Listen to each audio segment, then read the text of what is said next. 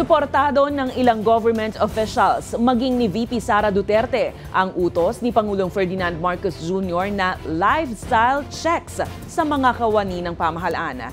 Pero may hamon rin sila kay PBBM para maging mas epektibo ang pagpapatupad nito. Narito ang ating balitang A to Z. Dapat lang. Sa pambihirang pagkakataon, sumang-ayon si Vice President Sara Duterte kay Pangulong Ferdinand Marcos Jr. sa kanyang utos na lifestyle checks sa mga kawani ng gobyerno. Sa harap yan ng investigasyon sa umano'y mga anomalya sa flood control project sa bansa. Pero dagdag ni VP Sara, dapat mas malalim at malawak ang pagsusuri. Dapat anyang isali ang appointed officials, pati na yung mga nagsisilbing front ng mga opisyal ng pamahalaan. Hindi lang yung mga yung on the surface na sasabihin natin kung ano yung nakalagay sa salin. Dapat deep dive kung sino yung mga dummy.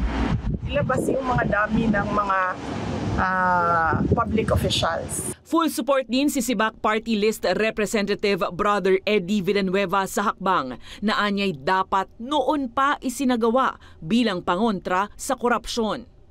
Si Senator Risa Ontiveros, pabor na isali sa lifestyle check hindi lang ang mga nasa ehekutibo kundi ang nasa Senado at Kongreso. At yun na nga kung iutos din or i-anunsyo din ng dalawang pinuno ng dalawang kapulungan, wala namang problema siguro. Pero hamon niya kay PBBM.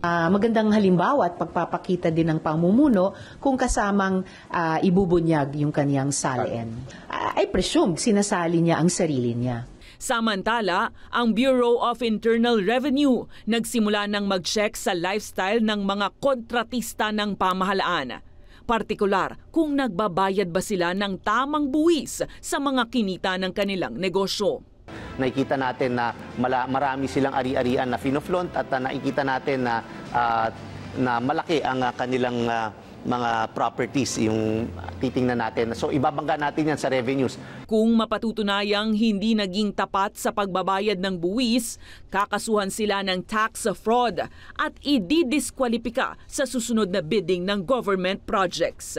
Ang layunin nito ay tiyakin na lahat ng kumikita mula sa proyektong pinondohan ng buwis ng taong bayan ay nagbabayad din ng tamang buwis. Pagtitiyak naman ng BIR, sunod nilang sisilipin ang government officials.